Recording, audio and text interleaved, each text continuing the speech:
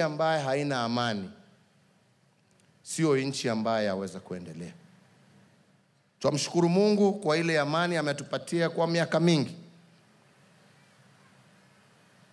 Na sisi wa Kenya tumenusa tu kidogo mwaka wa 2007, 2008, taabu ambaye yaweza kukumba nchi kwa sababu ya siasa. Before engaging in any dialogue, we must also be clear what differences we are sitting down to resolve. Seeking that ever-elusive unity in this country. At Sam Daviaro on Twitter says domestic violence, sexual harassment, objectifying of women, gender inequality, economic discrimination.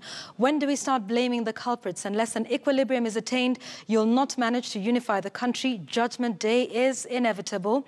Tom Magona says, does this uniting Kenyan thing mean non-Jubilee Kenyans joining Jubilee? Again, seeing it from the political spectrum. Ben Keraro says it's a joke that we expect people who benefit from our disunity to drive the unity bus. It's ridiculous. My guests continue to be with me. Sheikh Ibrahim Lithome, Professor Gitila Naituli of the National Cohesion and Integration Commission, and also now joining the conversation is Bishop David Oginda from Christ is the Answer Ministries. Bishop, I'd like to start with you. So we are saying in this country that we want to talk and we want to have dialogue about these problems that set us against each other. So what are we talking about? Who are we having at this so-called round table? And what would be the outcome of these talks if we choose dialogue? First of all, do you think dialogue is the way to go? Thank you, Yvonne. Definitely, I am of the position which I've expressed before that we need to talk to each other. We need to talk with one another. As a person who is in the church, I am involved almost on a daily basis talking with people who have disagreements on one thing or the other, families who cannot talk to one another. And we have found that when you bring these people together and listen to their stories, listen to their grievances, and then try to help them to listen to one another, in most cases, their problems are solved. And I've seen many, many situations where people go away happy, laughing, back together as a family, back together as friends. And therefore, I have no doubt that this same thing that happens at individual level, at family level, can actually happen at national level. We have a situation where we have different groups talking at each other, calling one another names, blaming one another for things that sometimes are not even clear. And it is important that we come together in a situation and an environment where people are allowed to express themselves, to say, what is it that is causing us to behave the way we behave?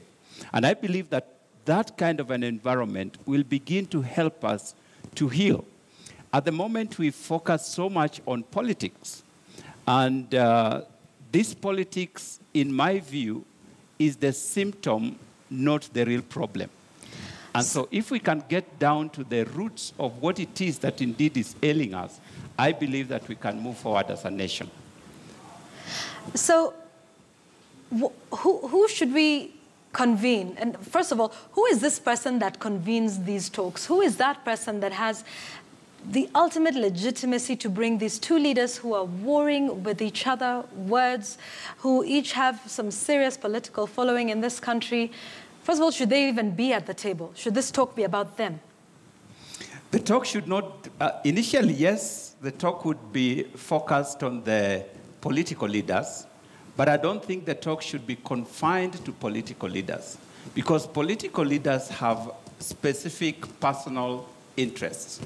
But those interests may not necessarily represent the needs and the challenges that the nation is facing as a whole.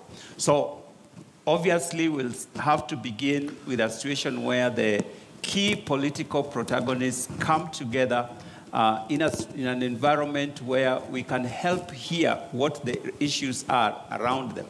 But ultimately, we want to talk together as a nation because these challenges, Yvonne, if you notice, they have not started with Raila and Uhuru. These are problems that we have been facing over the years.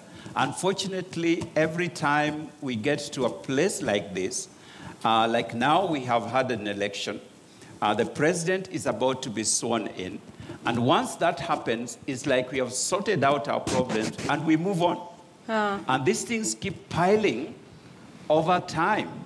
If I go back to families, we have seen situations where a husband wakes up one morning or in the night and kills a wife, or vice versa.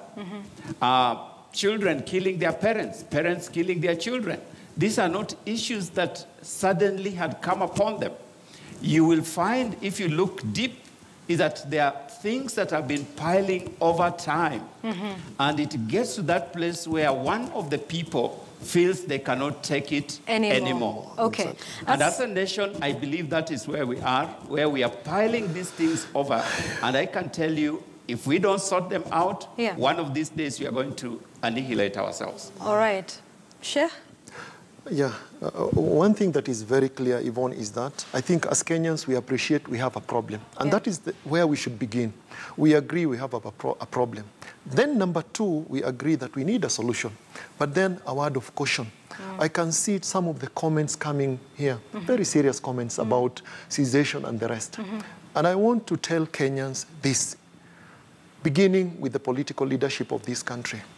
When you have a problem, you don't solve the problem by creating a bigger problem. The end should not justify the means. Just because that we have a problem, then any solution is a solution. It should be a solution that will leave us as Kenyans more united, more cohesive.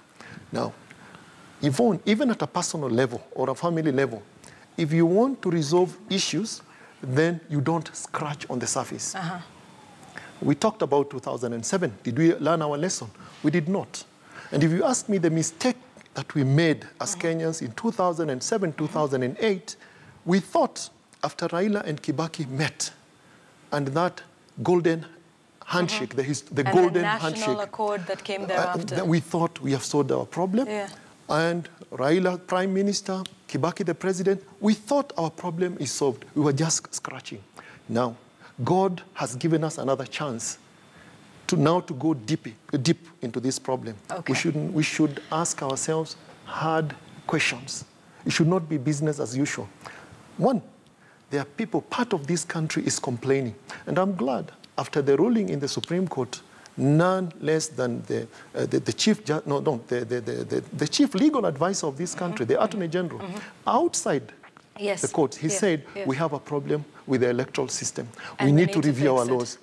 I want we need to ask ourselves those hard questions and deal with the problems that are facing us. And one of those hard questions, Sheikh, you're saying, is to take a look at our electoral system, which is what I've heard Prof saying as well. So what would be the outcome of talks, Prof, do you think? The outcome, in my opinion, would be, it will be an outcome that addresses the electoral question with the finality. That would be the outcome. But before that, the people who claim or say that they have a problem with that system, they must tell us the perfect system, how it looks like. And that also will happen during those talks. Now, the other outcome of those talks, to me, is going deeper and is as a country, what do we do to build this country? In some other countries, national days, children doing celebrating their countries, children doing processions. In our national days, we have military parades. We display equipment that we don't make. More like really laughing at ourselves because we don't make this equipment. We need also to have something like equivalent to a rite of passage. You are the children of ours. Moving from standard 8 to secondary school, they go through a national value training. The values of unity, the values in Article 10, the values in Article 232, and other values that we can collect from the rich culture that we have as Kenyans. So just pause there for a moment, because you're talking about values, and maybe Bishop Odinga can talk to us about this value system. How do we inculcate this? It's certainly not something we can legislate. No, can't. Values can never be legislated, but values can be nurtured. Like Professor is saying, we need to start with our younger people. It's amazing that you will find that even very, very young children, already their minds have been polluted by what's going on in the nation, because they look at their leaders, or they watch news, they see how leaders fight in parliament, lie down on the streets, and you find that this is what they are picking up as the way of sorting out problems, as the way of doing things. So we need to get back to that place where we both teach in class what values are, but also demonstrate at a higher level how those values are practiced. And values of respect, honor for each other, and value for life. It is very interesting in this nation that we kill people, and yet life goes on as if nothing has happened. So we get to that point where life has no value. If we continue that way, then you will see children killing one another. You will see children beating up one another, because that's what they have seen the adults doing. Okay, so it's about values, but then there's also, and I think we discussed this before you came on, Bishop, that historically there's groups of people that feel marginalized. Devolution came in, but maybe for some of them, this is yet to be fully realized. And there's that very touchy document. Is this the time? Because Sheikh's saying we need to ask ourselves some hard questions. We had a commission. This was part of, what came out of the 2007 process, the Truth, Justice and Reconciliation Commission. There's a lot of touchy subjects in there, but is it time that we brought out all our dirty linen on the table, discussed each and every one of them and resolved them before we even start moving forward? Very true. Soon after the TJRC, actually before even the TJRC was formed, the Truth, Justice and Reconciliation Commission was formed, I do remember I personally said that the only way we are going to heal ourselves as a nation is to face the ugly truth. Because as long as we are afraid of the smell of the wound, we can never heal the wound. And it appears that in this country, we are afraid to face our past. We are afraid to face the problems that we have faced before. And unfortunately, then we keep piling more onto that. So my view is, if you had already discussed it before, yes, we definitely need to confront some of the challenges that we have faced in the past, some of the things that we have faced in the recent past, and even some that we are facing right now. And then find out how then do we move forward. Nations that have done that have been able to move forward. Families that have done that have been able to move forward. Friends that have been able to have accepted that this is what I did and I'm sorry about it, have been able to move forward. As a church, the Christian faith has the concept of confession and forgiveness. That I can come to God no matter what kind of sin I have committed. I can come to God and say, I am sorry, and then I'll be forgiven and move on with life. Somehow we believe that we can sweep these things under the carpet and then continue with life as if it never happened and live happily ever after. I think we are deceiving ourselves. Sheikh, we're talking about the talks being more inclusive. Should we have some sort of system that borrows from Gashasha? Because what will happen with the talks is they'll be in Nairobi. And you may be privileged to be part of it, maybe somebody else. But then somebody watching at home would just be privy to what we show them in the news. So today the talks had this, but that it never really feels community-based. Like, can this happen in Kisumu, in Kwale, in Nyeri, in Kiambu, in Tana River? Like, how do we have these talks in a way that feels Yvonne, we just need to get an answer for that question. Just look at what is happening in the country. or the likelihood of a conflict, God forbid, who suffers most? It's not the people sitting in high office in Nairobi. It is the people in the villages who turn, a neighbor turns against the neighbor. So these are the people who are supposed to be included. So if you're just going to limit the talks or the dialogue just to the leadership up here, then we'll be missing the point. So for me, when we talk about asking ourselves deep questions and being thorough, it means dialogue should not just be limited to the few leadership up here, the leadership up here. We should also target the people down there. Let the communities start learning to live with each other. Let the communities be encouraged to talk with each other, talk well about each other. If you look at the preamble of our Constitution, it's very carefully crafted. It talks about unity in diversity. That should be inculcated by our people. And again, the leadership should lead by example. They should live as per the call of the preamble. So for me, dialogue should be very inclusive. There is a question that you asked here: who should mediate? Who should convene here? Who has the mandate for that? For me, if you ask me, from where I sit, I think the religious leadership of this country. Because even when we had problems with the electoral laws, it is the religious leaders that were able to come together. From different faiths, come together. We have now a group that is called the DRG, the Dialogue Reference Group. I am part of that. Even Bishop is part of that. That is the team, because they have no vested interest, political interest. They should, the political leadership of this country should allow them. And as for the mandate, we have that mandate from God as the leadership, because what other option do we have? Which other group do you think can convene us? So for me, I would suggest the political leader, the religious leadership in this country should come together, and the political leadership should respect the religious leaders and listen to them. Okay, that's a good place. I'd like to just get some final thoughts now from you, Prof. In just about a minute, where do we go from here? The president is being sworn in next week on Tuesday. Where do we go? In about a minute, so that I can give Bishop the final I think I want to say very quickly that as a country, my experience in the last 3 years is that we are very much together. We live together. You don't go looking for an apartment and do a research who lives here. We trust each other. That's why you don't do that. The trust among ordinary Kenyans is still there. Our problem is actually with our leaders. When the election come around, they divide us. So there's a dialogue actually it to be with the people who created the problem. And that is the elite, the political elite. They are the ones who create the problem for us.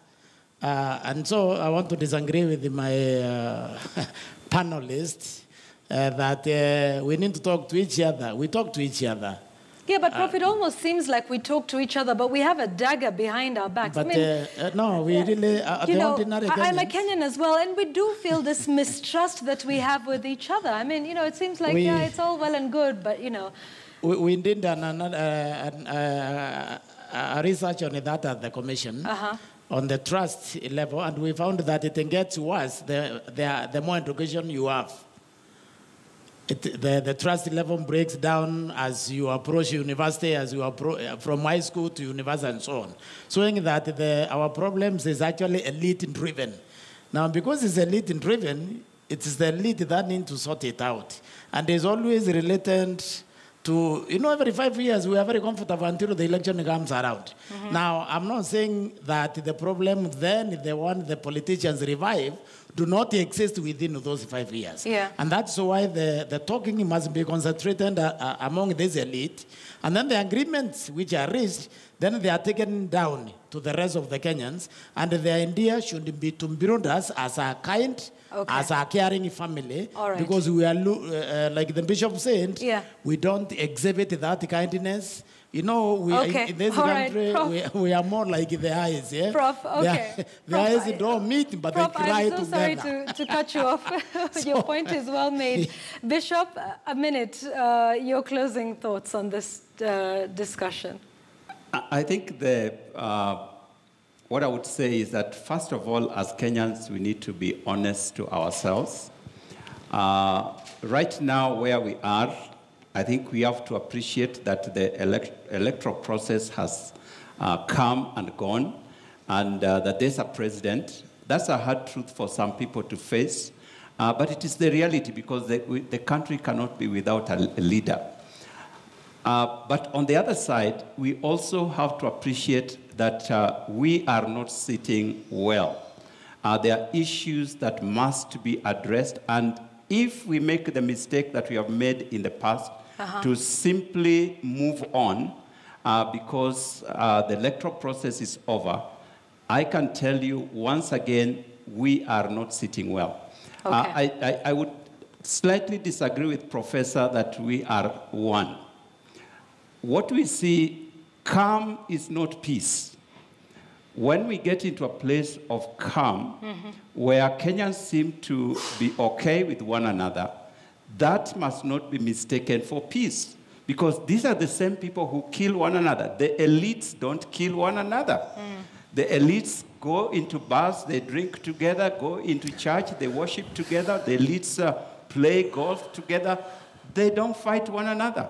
The ordinary person who feels the pinch and the consequences of what is happening, they are the ones who kill one another. Okay. So we must get to that place where we recognize that there is a problem and we need to sort it out. Okay, thank you very much. Bishop Dr. David Oginda, we thank you very much for your time. Professor Gitile Naituli and Sheikh Ibrahim Lithome, thank you. I want to close with some comments. At Steve Njugs, you say, isn't the best form of dialogue the one in parliamentary assemblies where outcomes or agreements can be cemented in law? But you also have another suggestion. You say for dialogue to be inclusive, it should take the form of Bottom Line from a couple of years ago. I remember that show. We hosted it with my colleagues, Ali Manzu, John Alanamu, and Mohaji Chopevu, just going around the country. So interesting. Perhaps we should think about adopting that once again. Ezekiel Mutua says there is no unity without democracy. We must have leaders who represent the will of the people. Your views continue to go on there. Please, if you want to continue to be part of this conversation, it cannot stop here. Use the hashtag Big Story to track everything that's been said about this discussion so far. So what happens? Where do we go, Kenya? It's up to us to decide. I thank my guests, gentlemen, for being with us tonight. That's the Big Story. My name is Yvonne Okwara Matole. Linda Gut is up next with KTN Prime. Good night.